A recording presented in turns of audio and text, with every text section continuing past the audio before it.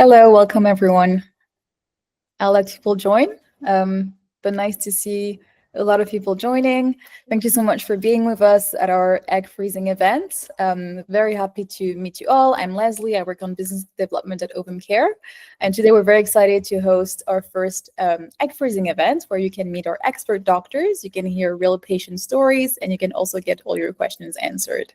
So I'm very pleased to have with me today a great panel of experts, starting with Dr. Lena Brayboy, our co-founder and chief medical officer, as well as Dr. Renato Silva Martins, who's our medical director at Ovom Care Portugal, Dr. Joaquim Nunes, clinical director, at Ovom Care Portugal, Dr. Louis Rix, former patient and fertility advocate, as well as Katharina Bergorf, former Ovom Care patient as well.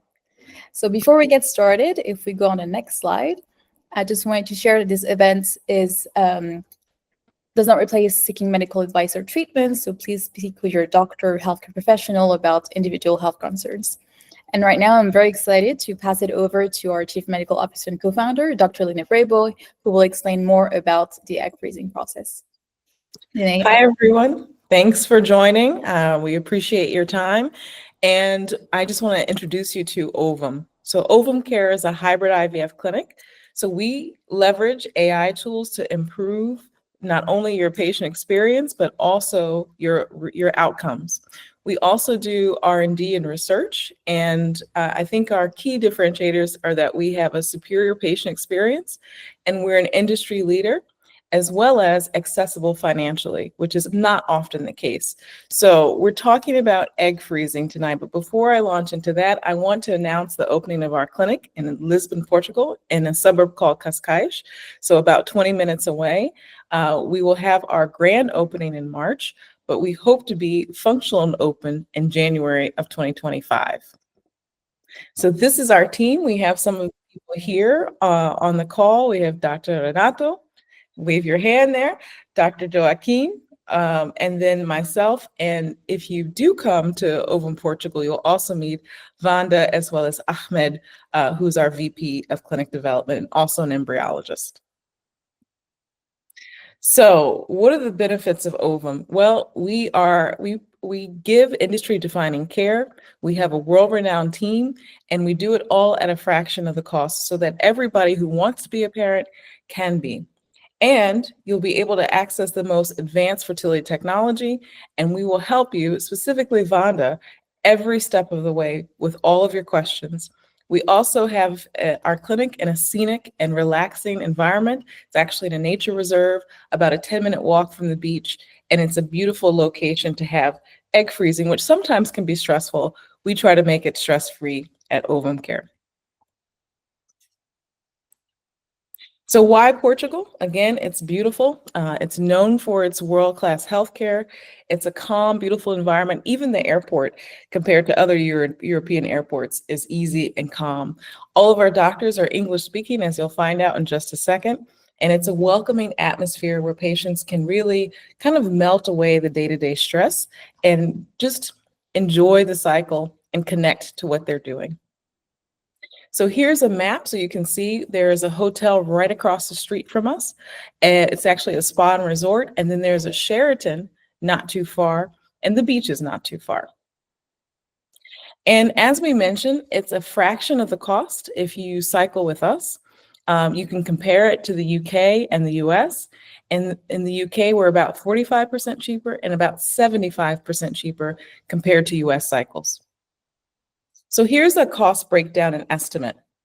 So you can see what it costs to cycle in the UK, the medication costs, the flight expenses, and the accommodation, right? If you live in the UK, of course, you don't really have accommodation costs, you don't have a flight, but even with the flight, even with accommodation, it is significantly cheaper. And from the US, these are really conservative estimates. The prices in the US are probably on average going to be higher. And if you look at the medication costs compared to the medication costs in Portugal, with the flight, with the accommodation, still significantly cheaper. And there's lots of direct flights from all over the world to Lisbon. And having taken TAP, it's actually one of the better experiences in terms of flying. Here are the rates for our partners at the Sheraton, and here are the rates for our partners at the resort located directly across from our clinic. So in terms of financing, we have lots of flexible financing. And if you're ever interested, you can have a financial consultation with one of our financial counselors. Here's a sneak peek at our app. So our companion app really helps to guide you along the way. We communicate via the app, so you don't have to worry about missing a call from one of us. All of your information, all of your results, everything is in the app. So let's talk a little bit about eggs. So if you're thinking about egg freezing, I want to give you some background in physiology. When you were a fetus, so before you were born, you made all the eggs that you'll ever make. And that happens around mid-gestation, meaning about half of the pregnancy, so before you're born. And from that point on, when you've made about 5 to 6 million eggs, you start to lose eggs in a process called atresia, or apoptosis, or programmed cell death. And by the time you're born, you only have about 1 million eggs left. And by the time you go through puberty, you have a couple 100,000. And from puberty until menopause, that's your reproductive lifespan. And you will have about 400 ovulations during that time. And the reproductive lifespan correlates to your ovarian reserve. So you have less eggs the older you get. And we can't predict how quickly your ovaries age, but is the first organ in women to age. And not only does the quantity decline, but also the quality. So we have a bell-shaped curve here, which shows that we have a peak of egg quality. And quality just means that the egg will mature and then it'll become fertilized. And we think, based on data from this research study, that there is a time of best quality between your early 30s or your mid-20s and your early 30s. And your pregnancy rates decrease as we age, okay? And the pregnancy rates are a result of your egg age. Your uterus does not age. The uterus can become pregnant with medications until you pass away. But your ovaries actually will make lower quality eggs as we get older, and your chances of pregnancy are lower. So if you freeze your eggs when you're 33, you'll always have the pregnancy rate of a 33-year-old. And so even when you come back when you're 40, your pregnancy rate will always be that. Okay? And if you can hear in the background noise, it's my dog who's making lots of noise in the background. So let's talk about the freezing process. So first, you would have an initial consultation with one of our doctors, so Dr. Joaquim, Dr. Renato, and we would go over your medical history.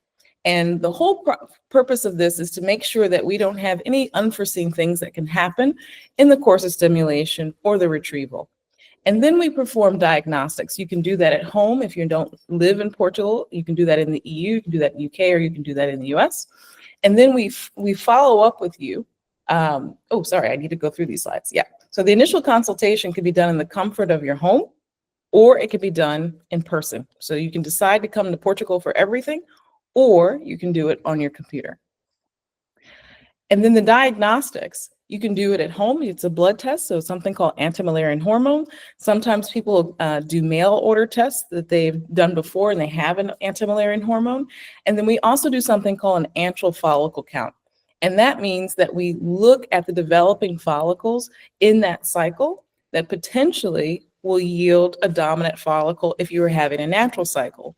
But in an egg freezing cycle, we give you medication, so we rescue and recruit all of those follicles so that we have more than one dominant follicle, which is what you normally would recruit. And then after we've done those diagnostics, we do a follow-up consultation to go over those diagnostics with you and talk about your chances of success. And so we can do that in person or in the comfort of your home.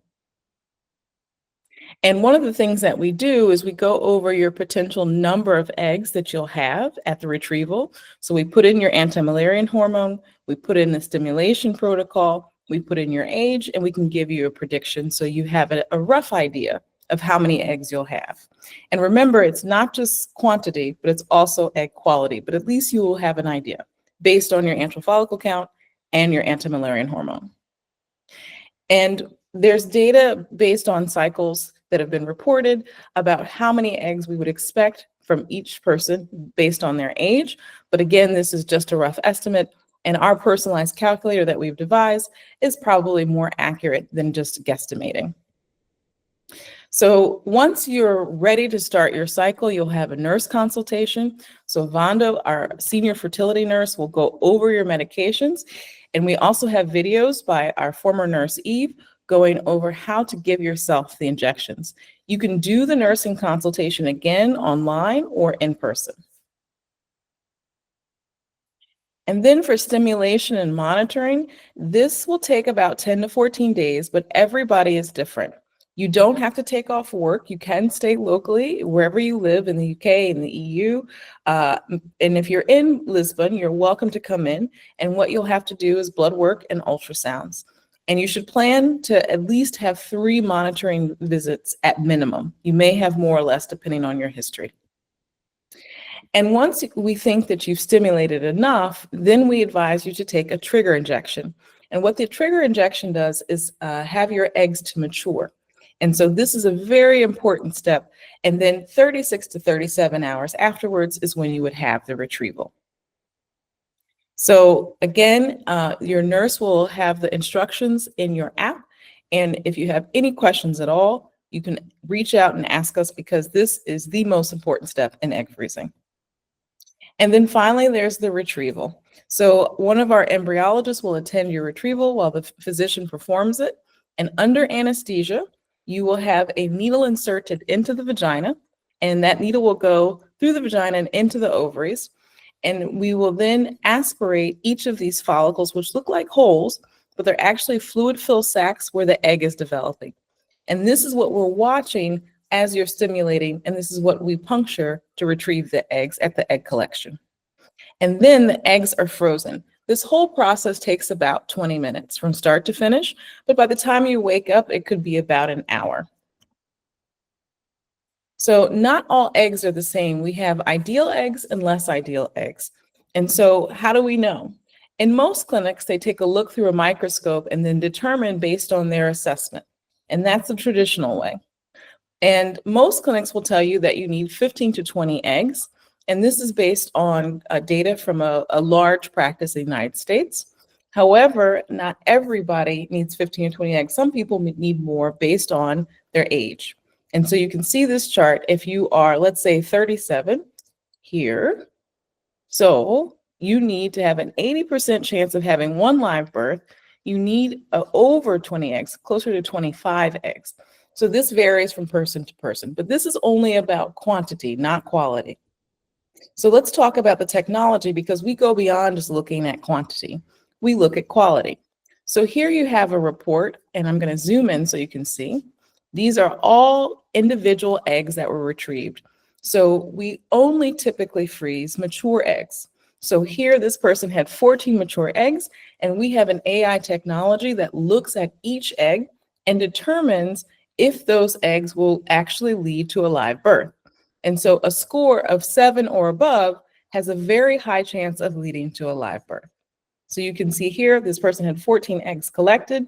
They each had individual scores, and she was given a percentage of those eggs when they become fertilized, when she comes back to fertilize them, either with donor sperm or partner sperm, how many of those eggs will yield a blastocyst. And a blastocyst is the most advanced stage of an embryo, which is a fertilized egg. So this person has a 32% chance of having 1 baby or a live birth, and a 10% chance of having 2 or more live births from this cohort of eggs. So that's the information that you get. We don't just blindly freeze your eggs. We also tell you about the quality of those eggs and what can happen in terms of your outcome. So this is just another close-up view of that report. And this is a close-up view of the chances of that report. And also, the way we freeze is very different. In the old school, what happens is that the eggs are frozen and they're put into a very big container, which has this liquid nitrogen, which is the smoky substance that you can see here. And this liquid nitrogen is minus 180 to 190, and it keeps the eggs frozen, okay? And in the traditional way, there are handwritten labels, it's a manual storage, and someone has to go in and check that the levels of liquid nitrogen are what they should be, and you have no data about what's happening with those eggs. And in our clinics, what we do instead is we use the Tomorrow robot. And that robot is really important because only the embryologists who are taking care of you on the day of your egg collection or the day that you come back and perhaps use those eggs will actually be able to access this robot, because this robot scans the retina of every individual who is trying to access it. And there's a remote team of individuals who are watching the temperature and electrical settings of the robot 24/7, as well as an on-site security team who's also watching over the robot. And if you ever wanted to have the log of the temperature settings for the robot, you can see how your eggs are being stored.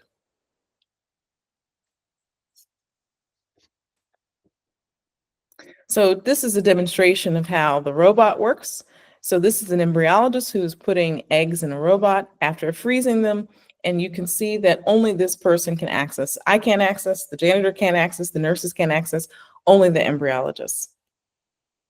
And let's talk about the support app. Again, this is how the majority of our communication will occur. We will also have video calls available through the app, but your calendar about what to do, how to take the meds, and when to take the meds, and at what dosage will be communicated through the support app. And you'll receive appointment reminders, and also you can keep track of your health data in the app. And so you'll know what happened with every cycle, and you can report that to your GP or your OBGYN as well. So I'm going to just, I think, stop here. We do have some research protocols going on, but I'm sure you're anxious to ask questions of our panelists. We are doing, just briefly so you know, we're doing a study about ovarian aging, because again, it's the first organ to age. And we would like to know more about how we can predict how one goes into menopause, which is the end of the reproductive lifespan. And we're also collecting discarded eggs, meaning eggs that are immature and cannot be frozen, that are usually discarded and thrown in the trash. And we're trying to understand the mitochondrial physiology in those eggs. So now it's time for our Q&A. We have four individuals besides myself who will be talking about their expertise. And I want to start with our physicians who will just give an overview of themselves and sort of their interests. And I'm going to stop sharing at the moment. And I'm first going to introduce them, and then I'll stop sharing. So we have first up have Dr. Renato Martins. He's an MD, PhD, and he's the medical director at Ovom, Portugal. And then our clinical director is Dr. Joaquim Nunez. And then we have, she's also a doctor. She's a PhD, Dr. Katarina Bergerhoff, who is a former patient who's frozen her eggs. And also Dr. Louise Ricks, who is not our patient, but has frozen her eggs to give her kind of take on egg freezing. And so I'm so delighted to have you all here. I'm going to stop sharing now. And I'm going to hopefully turn it over to Dr. Renato to introduce yourself first. Oh, hello, everyone, and thank you, Lene, for the lovely presentation that you have just done about egg freezing and the physiology of eggs. My name is Renato Silva Martins, and I'm the medical director for Ovom Care Portugal. I've been working in IVF for over more than a couple of decades ago, and this is a very hard, strenuous area to work in. We really are in the cutting edge of technology, but we should never forget that we are treating people. And that's our main concern, is how we handle people, and never forget how people should be cared. Thank you, Dr. Renato. So Dr. Joaquim. Hello, everyone. Thank you, Lene. Same as Renato, I'm a Portuguese gynecologist, and I've been working in infertility and reproductive medicine for, well, I'm older than Renato, so for like 30 years now. So, and that's my job. That's my everyday job, and I'm super happy to be working with Ovom Care now. So I'm very glad to answer questions if there are any. So let's do it. Thank you, Dr. Joaquim. Dr. Katarina Bergerhoff. Hi, my name is Katarina. I am a patient from Ovum. I also happen to be a PhD doctor, but the main motivation for me to be here, I think, is just to share my experience and tell you guys, if you have any questions, maybe how my journey was if there's anything that I could say or explain from a patient's perspective, because when I was looking for information, I really had a lot of questions. So please feel free to just ask, and I'll be happy to answer. Thank you, thank you, Dr. Katarina. And Dr. Louise Ricks. Yeah, hi everyone, Louise. So I am a doctor by background, but very much here to share my personal experience egg freezing and not with ovum. So you can sort of provide that contrast with the ovum versus non-ovum experience. Okay, so now that we know everyone, I want to go ahead and just maybe start out with you, Louise, if you wouldn't mind just talking about your experience as a patient. It's sometimes difficult for physicians to be on the other side, right? So tell us kind of your take on it, and would you do it again, given the choice? Sure. So just to give a little bit of context, so I'm 34 and I did 2 egg freezing cycles this year. To answer your last question first, I would definitely do it. I would make the same choice again. So I'm very happy to have 22 eggs frozen. I think it's going to make me make much better life choices in future. So no regrets at all. But Lene and I have talked about this. It was a bit of a tricky process for me. And I know different people have different experiences. So certainly because I've had a difficult experience doesn't mean that anyone else would. But the big thing for me was crushing tiredness throughout the process. And I really wasn't warned that that would be or could be the case. And if I had known that going into it, I would have made quite different choices around my sort of calendar and work commitments during that time. And that would have made the whole process much, much easier for me. So that's something, if I speak with friends now, I sort of always give that caveat that prepare for it. And then if you do feel okay, then it's an upside and you can go out and do the normal things that you would do otherwise. Yeah, the symptoms, I think sometimes the symptoms we can, as physicians, maybe not realize, or we maybe minimize them, but the symptoms can really affect your cycle and how you feel going through it. And so thank you for talking about the fatigue and the tiredness. Mm-hmm. Katarina, do you want to talk about maybe, would you do it again? Yes, so I'm very, very happy. I've done it with Ovum, and I'm not here to sell that in particular, just doing it with this, but in general, I am so happy with my choice to do it, and also with my choice to do it with Ovum. I think there's nothing in the process that I wasn't happy with, and obviously there are effects on you, on how you're feeling, and it's just quite a different feeling when you're going through the process. But I felt always really well taken care of and informed. And so I'm really sorry, Louise, you went through that and didn't have that support. And I really was very, very lucky and happy that at Ovum I really just had very good support, and anything that happened was very clearly communicated that was normal. If it wasn't normal, then it was taken care of. For example, I had a rash when I was injecting one of the later injections, and I had immediately somebody that I could talk to and speak to, and I was assured that this is okay, and so I was okay, and it was okay, and that really helped me. So yes, I would definitely do it again. Awesome. Dr. Joachim, in your experience, what's the most important thing to do to prepare for an egg freezing cycle? To prepare, I mean, well, in general, there are things that you should be as healthier as possible, ideally not smoking, because those are things that can really harm the quality of the eggs. So not smoking, not taking drugs, having a healthy lifestyle like diet and gym and everything. So that's the ideal scenario, right? Also, the age, you showed very well that age is paramount importance in the egg quality. Throughout your age, the egg quality and also quantity declines. So the ideal time to do it would be, like you said, between your mid-20s and early 30s. Not that you cannot do it later on, but if you're asking me the ideal scenario, and that's the ideal scenario. That's when you have the most probable number of eggs and quality of eggs to really, in the future, in case you need those eggs, get you a healthy baby from the technique.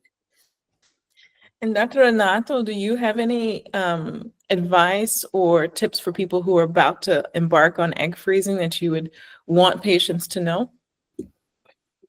Oh, I think that the perfect information is the one that Dr. Louise already spoke, which is awareness and doing it, as you said, in appropriate time. Because we're not talking about quantity. We can do over and over cycles so that we can achieve that number, but the quality of the egg is pitiful. And if you do it at 25 is one thing, if you do it after 35 is another one. So just getting people to know that and aware of that, because egg freezing is like an insurance. It's a means to an end. So if you ever need it, it's not like you will need it if you ever need it. It just gives you that peace of mind so that you can get that stress out of your head.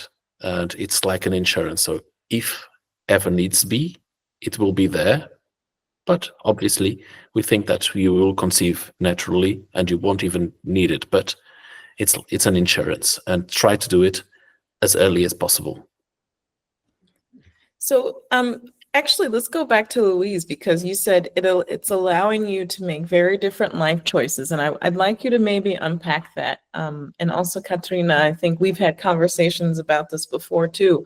So I think I wrote an article about this, and I think it's sometimes difficult for people to freeze their eggs because sometimes it's an admission that you are not in a relationship and you're not ready to have a child. And that's okay, because the whole point of egg freezing is so that you can have a child when you want to, sort of like the birth control pill. And that's the title of the article, is that egg freezing, like the birth control pill, allows you to have a baby when you want to. And there's never 100% guarantee in life for anything, right? Birth control is not 100% and egg freezing is not 100%. But talk about how that helps you to make different life choices, because I don't think in the medical community we talk about that enough with patients. And why would you think that? So over to you, Louise. Yeah, absolutely. So as Dr. Renato mentioned, I'm very much hopeful to have a child naturally, and egg freezing is very much a backup option. So for me, the reason to do it was really, I know that it will help me make a better decision about my potential partner. And I really felt like if I didn't do this as a sort of backup, then I would be dating with very specific and very short timelines in mind, and that additional pressure would perhaps make me choose someone who wouldn't necessarily be a fantastic person long term. So that was really actually the main driver for me to do the egg freezing. Katerina, anything from your side in terms of how the egg freezing changed your outlook? Yeah, it's really interesting. I really feel you, Louise, there as well. I came out of a relationship when I decided to do the egg freezing. There had been, a very long-term relationship, and it came to an end. And I felt so stressed about my future in general. I felt like where's the partner that I will have this child with in the future? And I wasn't even sure, will I have it or no? I had focused so much on my career, and I still am focusing on my career, and I still want this as well. So for me to then be able to do this egg freezing and really preserve my future without being so stressed about it. And also, stress in general also has bad impact on the eggs and any kind of future natural pregnancies as well. I'm trying to be as positive and as easy going into the future with this insurance that I have there, even though knowing it's maybe not 100% insurance, but it's a better insurance than not having it at all. And I think I wish now I had done it earlier, if anything, to already have made better choices, partner, staying in a relationship like this or no, also about career choices as well, or feeling bad or guilty about making these career choices and prioritizing it over other choices. Yeah, I would love to now tell all of the younger people about it and just say, hey, you have an option, do this earlier so you can have this kind of, I feel freer. I feel more open towards the future. Thank you for that, Louise and Katarina. And 2 more questions, and then we'll open it up for everyone who's listening. If you have questions, go ahead and put them in the chat. Leslie will write in the chat so you know where to put your questions. But Dr. Renato, I wanted to ask you, with patients, if they come back, right, what's going to happen after they come back for their eggs? So what happens next? Do you want to just walk people through what happens if they need to use them? Because like Louise and Katarina said, you may get pregnant naturally. You may not need to use the eggs. You may decide to donate them. You may decide to discard them. You may decide to donate them to research. So what happens when people come back, Dr. Renato, if they do? Well, I hope they don't, that they don't need to, because it's what Louise said. The hope is that one gets pregnant naturally and doesn't need to. So that's just an insurance, a backup plan, a sort of way that takes the stress away and just makes you take your time and prioritize whatever you want to prioritize in your time and in your own way. And it's funny that you told that egg freezing is comparable to the pill, because I think that we are on that breakthrough that people went through a couple of decades ago, when pills started to be the new thing, allowing women to just be empowered and taking control of their bodies. Answering your question, so when they do come back, obviously we have to do a general medical assessment just to check, well, are you fit enough to sustain a pregnancy? Because we want someone to enjoy their pregnancy, not to be a burden. And if everything is okay, then it's the normal IVF process. Whether there is a partner or if there is not a partner, if there's not a partner, then we need to find a donor, a sperm donor, so that we can join we can actually inseminate those eggs with that sperm, whatever their origin is. And depending on the number of eggs, for instance, if you have 20, you can opt to just inseminate 10 at one time and leave the remaining 10 for later, or do everything at once. It's up to, so there's a multitude of options and pathways and journeys, whatever you want to call it. It's freedom. So you can choose what to do and whatever you want to do, because as long as you have a uterus, there's a choice. And even in some countries, you could use the uterus of someone else, and that's surrogacy. So even there, you have a choice. Dr. Joaquin, since you've been doing this a very long time, what happens when someone has a baby naturally at first try, but then they have something called secondary infertility? Could you use eggs then? Of course. As long as you froze your eggs, you can always, they're yours, and they're yours, I would say, forever. The technique is such that the eggs don't get damaged with time, so they keep the same quality as they were when they were frozen. And some laws have some kind of rules regarding the time that they can be frozen. Some others don't. They're yours forever, and so you can come back and use them, of course. Yeah.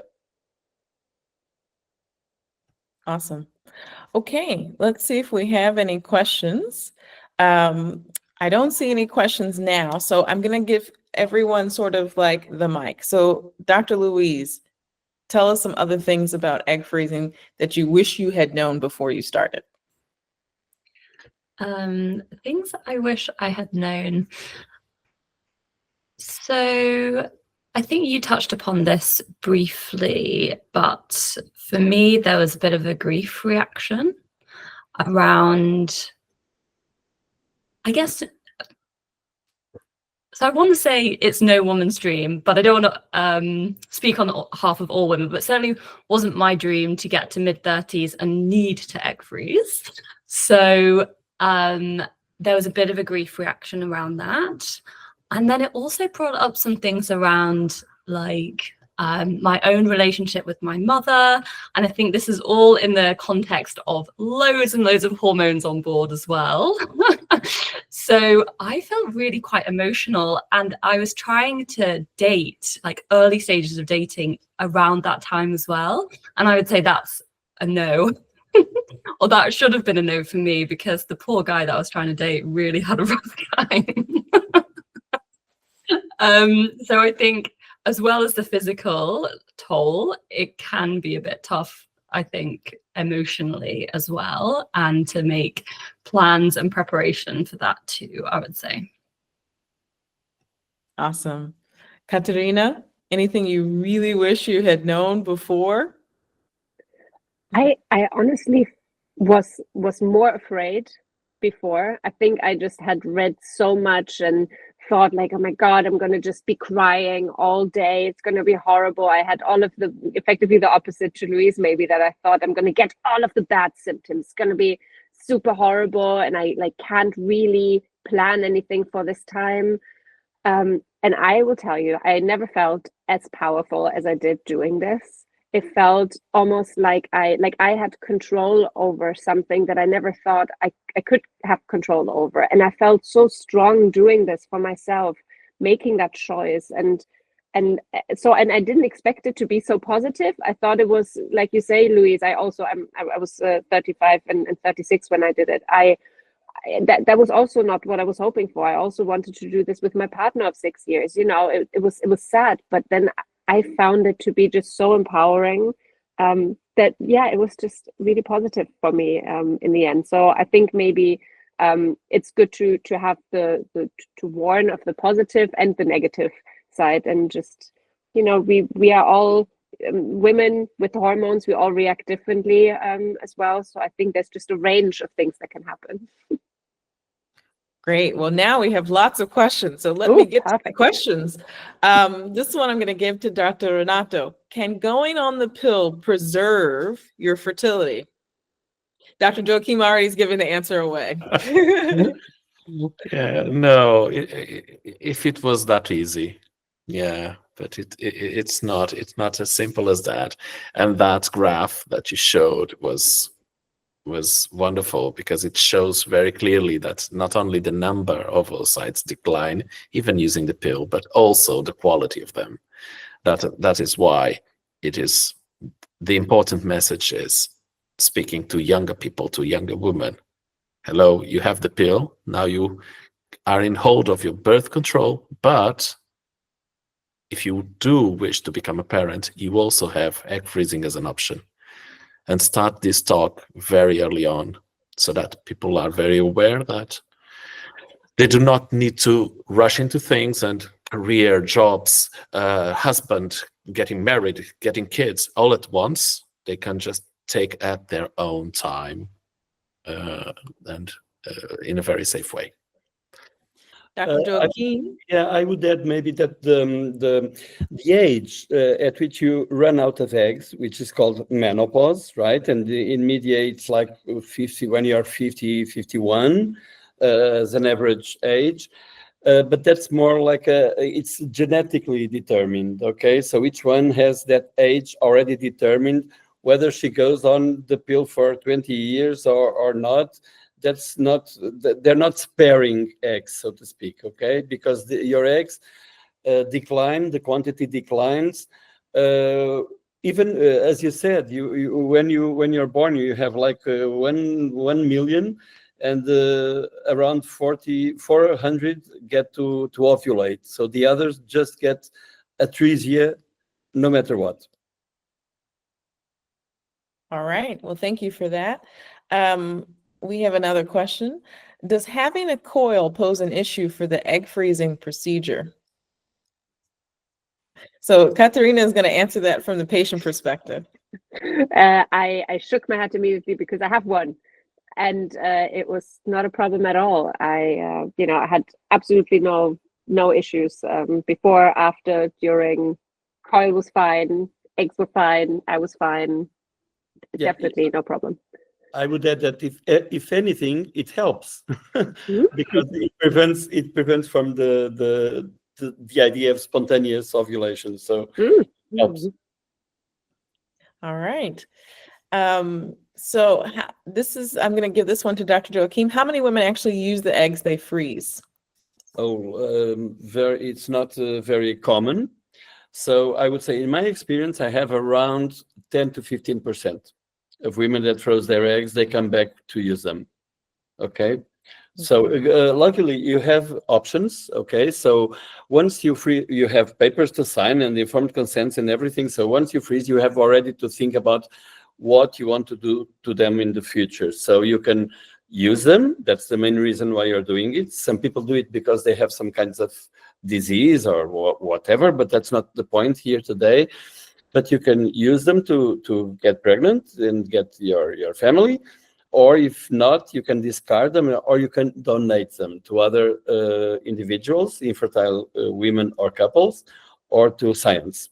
So you have all those options. But in my experience, around, I would say, maximum 15% of people come to use them yeah. Awesome. Leslie, I lost the Q&A because I tried to click on something, so I lost it. So I need to get the Q&A back. Someone ask No another worries. question, it'll pop up. Yes, no worries. I can ask the next question. So I'm going to give this to Louise. So Louise, how did you navigate the tiredness and work, which is a worry for me, and what would you have done differently this time around? Sure. So I think if you're able to working from home is super beneficial. So obviously it's, I think, less tiring. I would also have not made any social plans for the sort of 2 weeks of stimulation. They do tell you not to exercise, which I have to say I didn't listen to, and I do regret that a lot. I would just rest because I think it's counterintuitive to try and exercise, honestly. Eating well, I think, is a good idea, and just sleeping a lot. So there was one specific day where I went to bed and I slept for 16 hours. So that's not every day, but to just try and prepare that you might want to go to bed much earlier than you would otherwise on a normal day. Great. Thanks, Louise, for that. I'll continue with another question. I'll give it to Linnea, actually. So I've heard freezing an embryo has a better success rate than an egg. Is that true? Well, an embryo is just further along, right? So the egg has not yet been fertilized. And so if you're over a certain age of 40 and you want to freeze your eggs, it's probably best then to think about freezing embryos or just becoming pregnant right away. And so if you're freezing eggs, those eggs are yours. If you're freezing an embryo, unless you're using a sperm donor, those embryos belong to the couple. They belong to the person who also helped you make them. So they're not yours, but eggs are yours. They're your gamete. You can transport them. You can decide what you want to do with them. Embryos, a little bit more complicated. So yes, embryos are, we should say, a little bit safer bet, but they're not also 100%. Nothing in biology is 100%.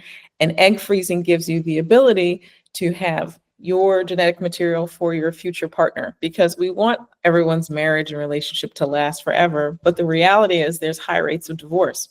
So if you make an embryo with someone that you're now divorced from, you cannot use them. And I've heard this really sad story from lots of patients who didn't have the option to freeze their eggs and just had the option to make embryos. So if you're thinking about it and you have a partner that you want to perhaps have a child with, freeze eggs and embryos, and that way you have the best of both worlds. Thanks, Linnea. There's another question, and I'll ask this to both Katharina and Louise from the patient perspective. So can you explain some of the other symptoms or side effects the medication could have, just to be prepared? So if you can just share your experience, if you had any side effects, any symptoms that you didn't really like. So maybe for me, I already said that I, felt great and so on, but obviously things are still changing. So while you're on those hormones, for me, I really realized that I felt very strongly when the follicles were growing bigger. So I felt very heavy. I can imagine maybe like when you're pregnant a little bit. I don't know because I haven't been pregnant, but it grows this part of your body, and it feels like different organs are maybe being pushed around a little bit, and it's a really odd feeling. And that for me was something that I needed to be careful with. I think I also did work out in the beginning, but then I stopped because with that feeling, like it's very clear also, it's not recommended in general, but also the feeling just keeps you from moving like you normally would. But it's not something that I would say is bad. It's just something to know that you will feel it. So for example, when I was walking, particularly for me, because I had a lot of follicles, I towards the last 3 days before the removal, even walking was like it felt like there was kind of like a weight inside of me. So I was walking very gingerly and very carefully. So just don't hurry anywhere. It's fine to just take some time. But that was for me the kind of biggest thing, that just the bottom half of my body felt really kind of full and big. Leslie, I got the Q&A back. Someone asked another question, so I'm going to maybe ask this one. When it comes to using eggs, this is for you, Dr. Joachim. What if you want to use a donor from the UK? I'm assuming that means sperm donor. Can you bring the eggs over from the UK or bring sperm over to Lisbon? Yes, for sure. You can. The cells are, as I said, are yours, and you can take them wherever you want. Of course, you have to be. There are some issues, some legal issues, according to different countries. If it was everything inside the EU, there's not any issue. But from the UK, there must be some papers, but that's all. Of course, you can move them around wherever you want. Awesome. Louise, I'm going to ask this question to you and then have a follow-up question with Dr. Renato. What are the impacts of the procedure and the hormones on mental health? How did you feel that your mental health was different during the stimulation? So the thing that I could describe it to most is, for me personally, obviously different in every person, is the mood swings that I personally can get when I'm premenstrual, but that was a much more prolonged period of time. So I feel very fortunate that I think my mental health is quite good. So I didn't have any underlying conditions, but I could imagine it exacerbating underlying conditions if you have any. And I did feel a bit more emotionally volatile. Yeah, but I think those are the big things from my perspective. Dr. Renato, are there any impacts on of the procedure or the hormones on mental health that's been published? It's as Luis said, if you have an underlying condition, it can impact. Those mood swings can impact and can just bring you downfall, especially if you are not using your meds. Because there's the other thing is that people sometimes think that, well, I'm going to do IVF, I'm going to get pregnant, so I just have to cold shut it down, everything. And especially for some mental illnesses, you cannot stop the medications in a sudden, because then you will be completely upset and completely off balance. And that's the main concern. So if you actually have a mental illness or a mental health condition, it would be wiser, even before starting the treatment, even before going on this journey, to just have a chat with your psychologist or psychiatrist. Just go open with it and say, well, I'm considering doing this. I know that it will probably have some impact. The other thing is that, at least in Portugal, we always have a psychologist, counselor in IVF clinics. available to you. And whenever one of the healthcare providers or healthcare personnel notice that, perhaps even if you don't say anything, but if we notice that you have anything, we will always reach out for you and tell, well, would you like to have a chat with our psychologist counselors, so that they can assess you and tell you whether or not you should postpone it or have something that will help you throughout your journey.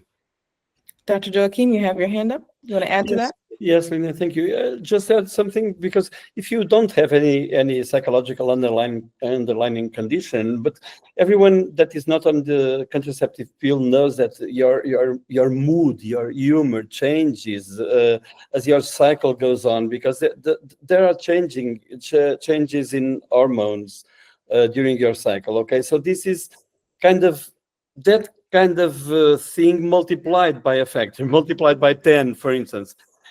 But that's only during that cycle, okay?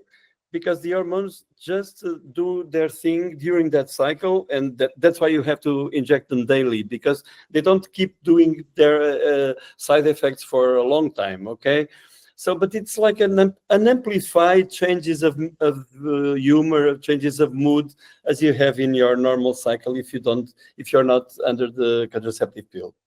I love that you said that. I always tell people it's like PMS on steroids, literally. So it's a little bit intensified. A little bit intensified, yeah. Exactly. Yeah. So someone said, how long can the hormones affect you? So how long would you have both emotional and physical effects from the injections? Since you're talking, Dr. Joachim, how long would you say? That cycle, the hormones, the effect goes away that same day. That same day, okay? So it only you will only have side effects as you go through the cycle, and when it finishes, your health and your mood and everything will be like the cycle before. Katerina, Louise, do you have any recollections of kind of that we call in endocrinology that washout phase after your hormones were high and then they started to go low?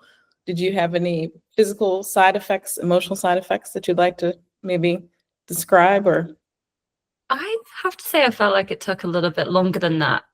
And I don't know if it's because obviously so at the end of the stimulation you have the procedure, which my experience, totally pain-free during, way less scary than I expected, but afterwards I did feel a bit of discomfort. And obviously you have had a mild anesthesia, and that is a bit disrupting to your routine. So I did feel it took me a couple of days to sort of start to feel normal again. And also the bloating didn't immediately go. And I think that sort of compounds to everything in terms of how you're feeling, because you still feel a little bit like you were early pregnancy. So yeah, it took me a few days to sort of reset, I would say. Yeah, I'm sorry. I was more talking about the hormonal effects of the drugs.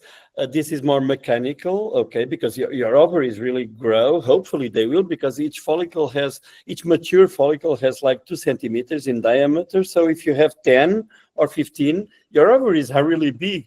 And so you feel it, as Katerina was saying. So you feel it even when walking, right? So that's something else. Also the pickup, of course. You'll have a sedation to do it, but then you'll have a couple of days maybe to fully recover. But I was more talking about the hormonal effect. But I agree with you. Of course, you have those couple of days, maybe a week or so, to get fully recovered. Yeah, I agree. Katerina, anything from your side? So I think for me, I felt more affected weirdly after, like with my mood after the 2 rounds that I did. I will say that the first round of egg freezing, the hormones that I was getting were a bit lower. So the second round, they were adjusted a bit upwards, and I collected so many eggs. It was really great. So it worked super well. And I just felt different afterwards. Like I was sad somehow, and like there was no real reason, but it took me about, I would say, 2 weeks to feel kind of normal again. But I wouldn't call it like dramatic, like kind of like the PMS, that, which by the way I also did of course feel a bit crazy, at some days. But I told people around me, look, just don't argue with me during this time, okay? Let's just all be friends. But I felt afterwards just a little like down, like a little depressed, but I don't think that was too long, and it was for me easy enough to manage. But maybe it was the drop from having a lot of hormones to then having none of them again. So for me it was more this, but luckily I felt fine with the surgery. Awesome. So I'm going to give this one to Dr. Renato. What are the long-term effects of egg freezing on women?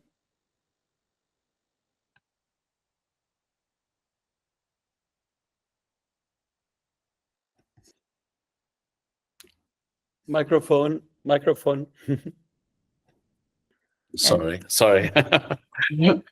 That gave me just half a minute to see how to best answer this question.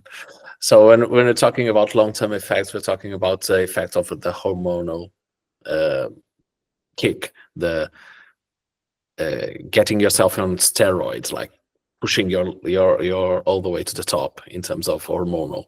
And what science says and all the reports says is that it doesn't have any long-term effects on your health, on your condition, on your body. So it's perfectly safe to do it, provided that you don't do it like 10 or 15 or 20 or 50 stimulations. That's another thing. We're just talking about 1, perhaps 2, or even 3. It's perfectly safe to do all those stimulations during your lifespan without harming or increasing your risks of any other conditions that may arise. Can I say something? Yes. For instance, I was just thinking that once you're pregnant, during pregnancy, your hormone levels reach like 10 times more than higher than during stimulation. So, that's life. That's life. Sometimes in life, you get these hormonal peaks, and this is one of those. That's true. Our entire reproductive lives are a transition from the beginning all the way to the end. So that's from puberty to menopause. So someone has a question about how long does it take to do egg freezing in Portugal? So Dr. Renato, Dr. Joaquim, the question has a second question. Would it be possible to do a part of it in my own country? So I'll let Dr. Joaquim, since you're already talking, go ahead and tell us. Okay.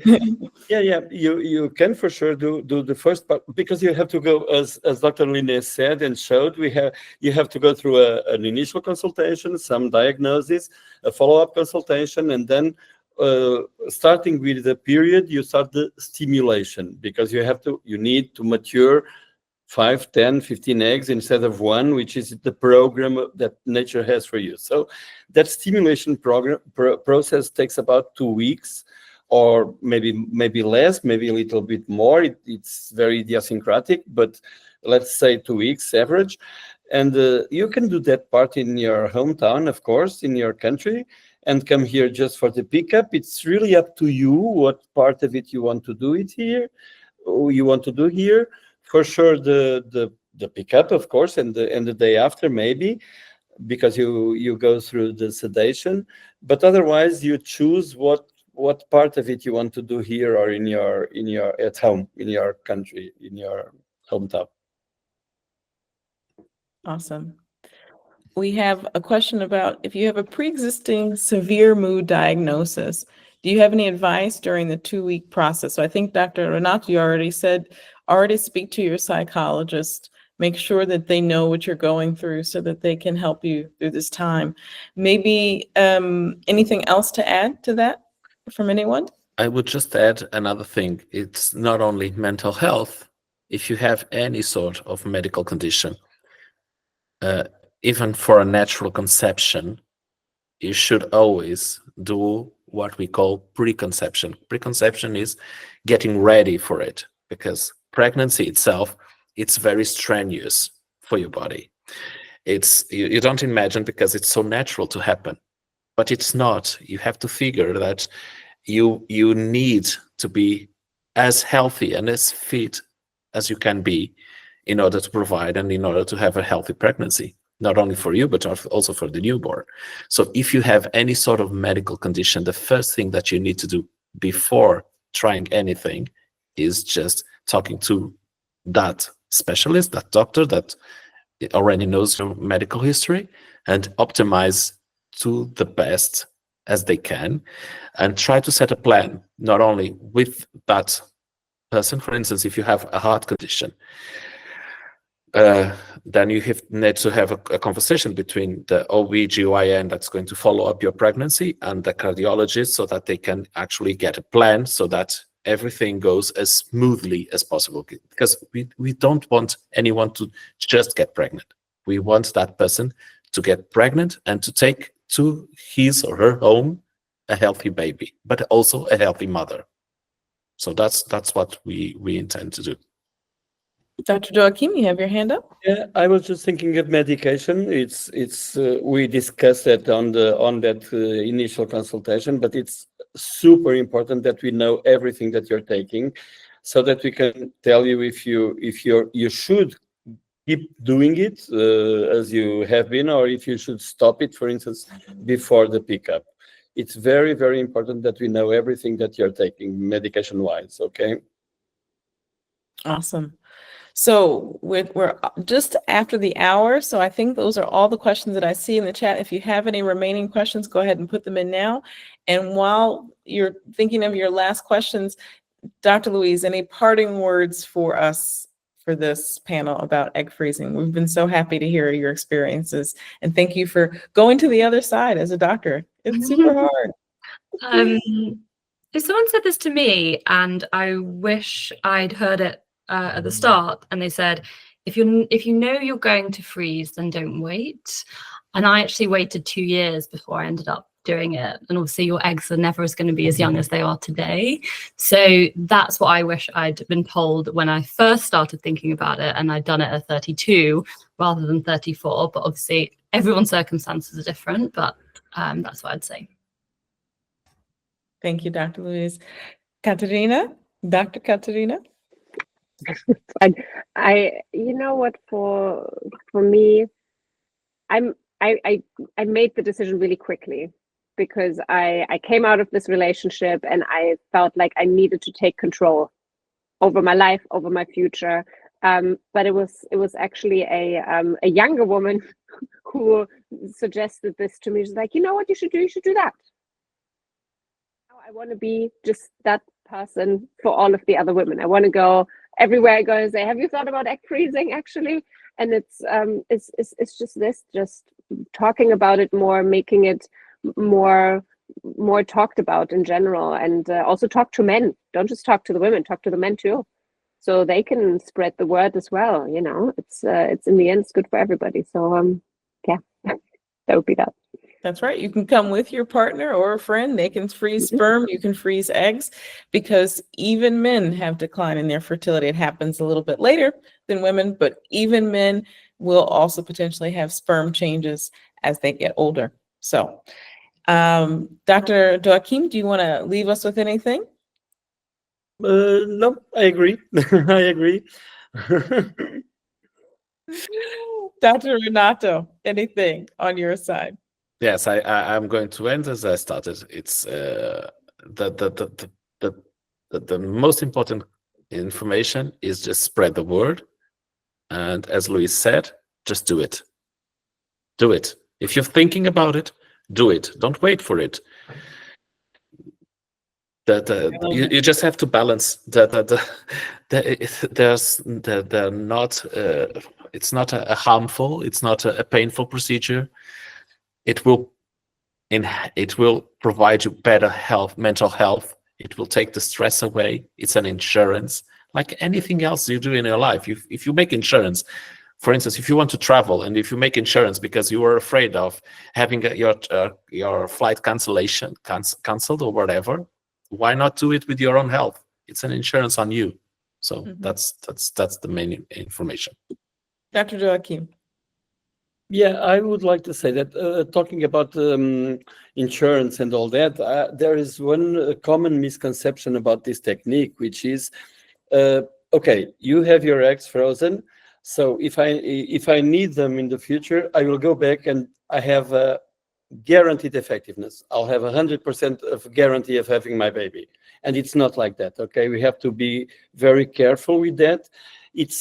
I agree with Renato, it's like an insurance policy, but it's not, it's like giving you more options. It's not 100% guaranteed, okay? Because even if you froze the eggs when you were under 35 and you have a batch of 20 eggs like Katerina, okay? I'm not being saying anything about you, but you just have to keep in mind that, okay, you have more than 90%. If you need your eggs in the future and you go back for them, you have more than 90% of possibilities of having a baby using that technique, using those eggs. But 90 is not 100, okay? And I'm glad you said That's that. an important, It's really important. Birth control pill is not 100%. Egg freezing is not 100%. Nothing in life is. But I want to tell you something I can 100% guarantee you is that if you decide to cycle with us, with Dr. Renato, Dr. Joaquim, Vanda, Ahmed, and the team in Portugal, not only do you get free monitoring as a participant in this. Yes, thank you. Go back to my slides.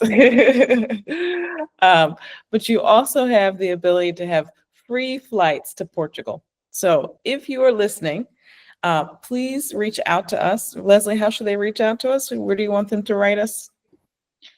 Hi, everyone. You'll receive an email after this call where you will be able to book a meeting with either Dr. Joaquim or Dr. Renato. So we will cover your flights to Portugal. We also have the free monitoring, which takes some of the costs away. And if you compare Portuguese prices to UK prices, you're getting a vacation as well as trying to make sure that you have a stress-free entry into the future. And you can date how you want, you can do your career how you want, and that's the Ovom Care guarantee and promise to you. So that we can be 100% guaranteeing you. Everything else in life, not so much. So thank you so much for joining us. Thank you for your questions. Dr. Louise, thank you so much for speaking to us and sharing. Dr. Katerina, also always good to see you. Thank you so much for sharing as well. And Dr. Renato, Dr. Joaquim, it's always a pleasure to work with you. I'm so glad you're my colleagues. So, and Leslie, thank you for organizing this. And to all of you listening, all the love from Ovum. Bye-bye. Bye-bye. Bye-bye. Thanks, everyone. Bye.